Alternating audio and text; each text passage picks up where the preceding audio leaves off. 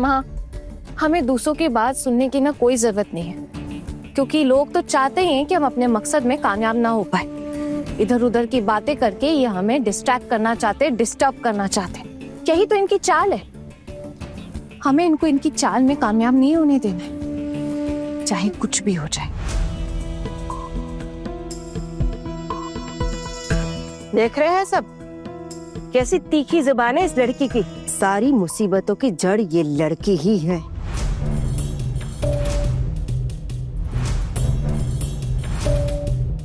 आपकी ये सारी बातें तो मैं बहुत दिनों से सुनती हुई आ रही हूँ, पर फिर भी क्या मैं अपने आप को बदली? तो अब आपके बोलने पे मैं क्यों बदलूंगी खुद को? तो फिर इतनी सारी बातें करके इतना खून जलाने का क्या मतलब है? क्या फायदा? आप जाइए, सो जाइए। आप दोपहर में सोती है ना, तो फिर आज क्यों नहीं सो रही? नींद नहीं आ रही आपको आज? दुर्गा जी, हम तो बस खड़े खड़े देख रहे हैं कि आप लोग कितनी सुंदर मूर्तियां बना रहे हैं। शुक्रिया चाची जी, हम सबको बहुत अच्छा लगा। आप ना सिर्फ इन अच्छी बातों पर ही ध्यान दीजिए। देखिए ना, मैं कैसे अपना काम किए जा रही हूँ।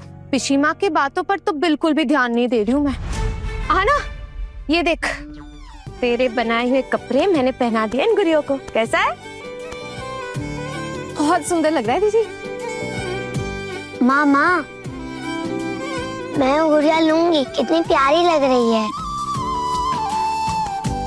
तो हमारी सोना माँ को ये गुड़िया पसंद आई? हाँ दादी। ठीक है, तुम्हारे लिए अभी दे देती हूँ, ले आना। अरे पारो, देखे आना। ये रही गुड़िया। बहुत सुंदर है दादी, बहुत मिष्टी है। पैसे तो मैं लाई नहीं, मैं बाद में आकर देती हूँ। अरे बहू, कैसी बातें कर रही हो? ये तो मेरी प्यारी गुड़िया के लिए मेरे हाथों की बनी हुई पहली गुड़िया है, जो मैं उसे उपहार में दे रही हूँ। नहीं जेठी माँ, आप इतनी मेहनत कर रही हैं सिर्फ 2 रोटी कमाने के लिए। आप लोगों का इतना बड़ा संसार टूटकर बिखर गया और हम मुफ्त में लेकर चले जाएं, ये शोभा नहीं देता। मैं पैसे देकर जाऊंगी, आप दाम तय कीजिए। अरे नहीं नहीं भाभी, कैसी बातें कर रही हैं आप? एक गुड़िया से हमारा क्या हो जाएगा? और वैसे भी ये गुड़िया माँ ने अपने हाथों से बनाई है। ये माँ के हाथों की बनाई हुई पहली गुड़िया है जो माँ खुद मुनमुन को अपने हाथों से दे रही है। मुनमुन, तुझे पता है, तू ना बहुत खुशकिस्मत है जो माँ के हाथों की बनी हुई पहली गुड़िया तुझे गिफ्ट में मिल रही है। भाभी, आप देखना, इस गुड्डे गुड्डियों से ना आपके घर में बहुत सुख समृद्धि आई। और वैसे भी हमारी माँ के अंदर माँ दुर्गा जैसी शक्ति है। मैं तो हमेशा से ही कहती आई हूँ, हम जो कुछ भी करते आए हैं ना, ये सब कुछ इनके आशीर्वाद की वजह से करते आए। देख रहे हैं आप सब, हाँ, कैसे सासू माँ को पटा रही है। बाहर घूमने जाने का रास्ता तय कर रही है ये। मेरी सासू माँ मुझे कहीं बाहर आने जाने से मना नहीं करती, तो मुझे उन्हें पटाने की भी कोई जरूरत नहीं है पिशीमा। मेरी सासू माँ बाकी की सासू माँओं की तरह छोटी सोच नहीं रखती। और वैसे भी पिशीमा, हमें तो बाहर जाना ही पड़ेगा ना, वरना ये मूर्ति हम लोग बेचेंगे कैसे? तो आप लोग क्या खुद घूम घूम कर बेचोगे? नहीं नहीं काकी माँ, शायद घूमने की जरूरत ना पड़े, कोई ना कोई उपाय निकल ही आएगा। मेरे पति ने मेरी और मेरी बेटी की जिम्मेदारी उठाने से मना कर दिया है, लेकिन आना कहती है कि घर के जो बच्चे हैं, मिष्टी, मिठाई, चोमचोम, इन सब की पढ़ाई रुकनी नहीं चाहिए। ना पेट पालने के लिए, घर का खर्चा चलाने के लिए, बच्चों की पढ़ाई का खर्चा पूरा करने के लिए जो पन पड़ेगा मैं करूंगी। उसके लिए मैं भी घूम घूम कर गुड्डे गुड़िया बेचूंगी, इसमें कैसी शर्म। और कोई भी काम छोटा है बड़ा नहीं होता। वैसे अभी हम ये सब नहीं सोच रहे हैं। मैं हूं ना, मैं खुद दुकानों में जा जाकर सप्लाई करूंगा, और जरूरत पड़ी ना तो ये जो गुड्डे गुड़िया ना, इनको टोकरी में भरकर अपने सर पर उठा कर ना खुद बेचने जाऊंगा। अरे आदमी हूँ, काम करने में भला शर्म कैसी? और माँ की और इन बहुओं की बनाई हुई इतनी सुंदर सुंदर मूर्तें बेचने में मुझे क्या अर्ज है? खौखौन, मैं तो सोच रही हूँ कि उड़द के दाल की बाड़ी, वो पापड़ और फिर नारियल नारू, घी, ये सब भी बनाकर बेच देंगे। मेरे हाथ का घी लोगों को बहुत पसंद आता है। अरे वाह माँ, ये तो बहुत ही अच्छा आइडिया है। इससे तो हमारा छोटा सा लघु उद्योग शुरू हो जाएगा। अगर शरीर ने साथ दिया तो देखना दुर्गा अपने इन 2 हाथों से क्या क्या बना सकती है।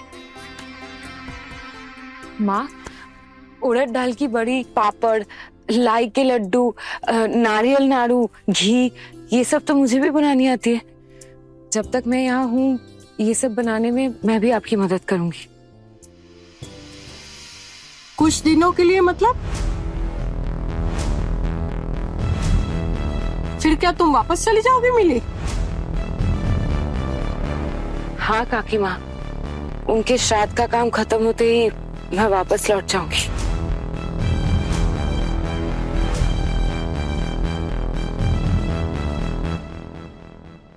नहीं, ये कहीं नहीं जाएगी।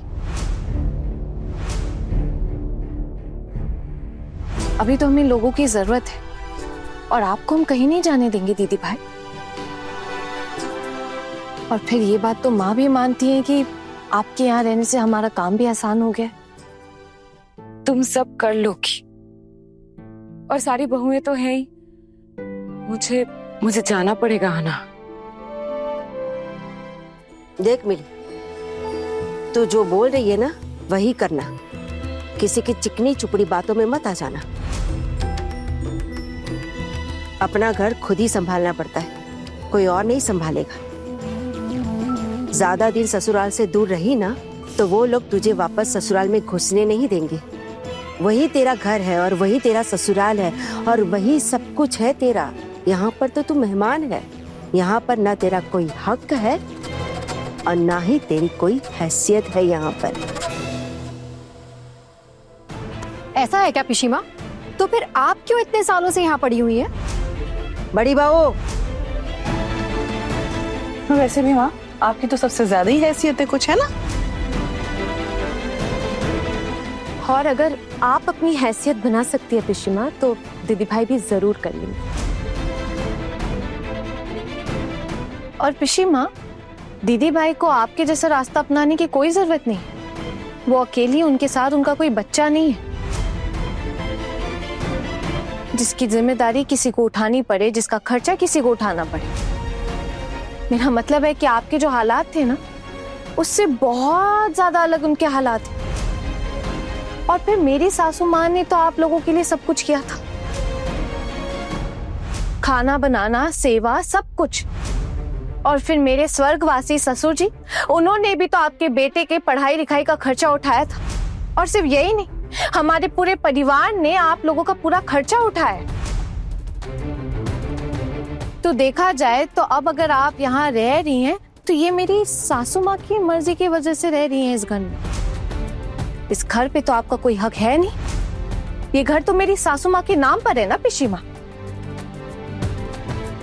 और अब जब आप बिना किसी हक के इस घर में रह रही हैं, फिर दीदी भाई जो इस घर की असली हकदार है, जिनका असलियत में इस घर में हक है, वो क्यों नहीं रह सकती हैं? बड़े घर की छोटी बहू शाम 9:30 दंगल टीवी पर।